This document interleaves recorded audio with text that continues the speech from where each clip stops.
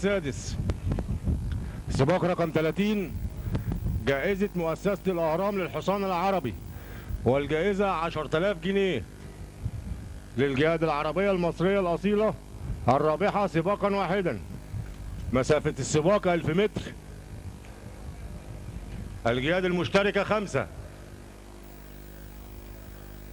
رقم 1 شكلان أخناتون يحمل 57 كيلو، يركبه الفارس عبد الحليم، ويجري باسمه ألوان سمو الشيخة لطيفة راشد، والمدرب محمد محمود. ورقم 2 المرشد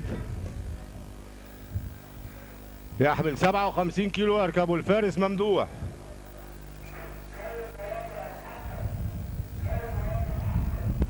يحمل 57 كيلو، يركبه الفارس سيد مراد بدلا من ممدوح.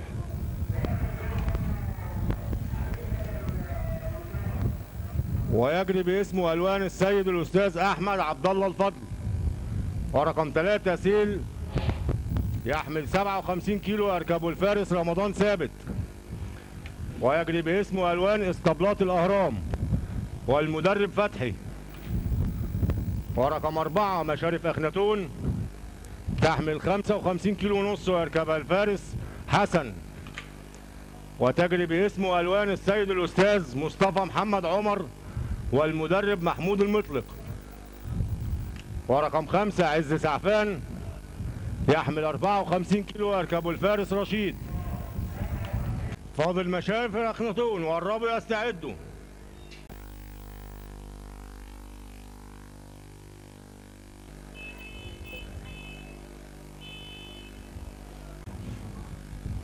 قامت الخيل شكلان أخناتون وسيل ومشارف أخناتون. مشارف أخناتون دلوقتي، مشارف أخناتون وسيل وشكلان أخناتون ومرشد وعز سعفان قربوا على 600 متر. مشارف أخناتون وسيل وشكلان أخناتون ومرشد وعز سعفان.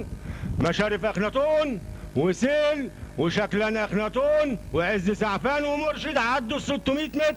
مشارف أخناتون وسيل وعز سعفان. مشارف أخناتون وسيل، مشارف أخناتون وسيل من بره. مشارف أخناتون وسيل وشكلان أخناتون. سيل دلوقتي، سيل وشكلان، شكلان أخناتون وسيل، شكلان أخناتون وسيل وعز سعفان. شكلان أخناتون وسيل وعز سعفان. شكلان أخناتون وعز سعفان وسيل. شكلان أخناتون وعز سعفان. شكلان أخناتون وعز سعفان وسيل. شكلان أخناتون عز سعفان سيل. شكلان أخناتون عز سعفان سيل. شكلان أخناتون عز سعفان سيل مرشد. وننتظر نتيجة الحكم. شكلان أخناتون عز سعفان سيل مرشد، وننتظر نتيجة الحكم.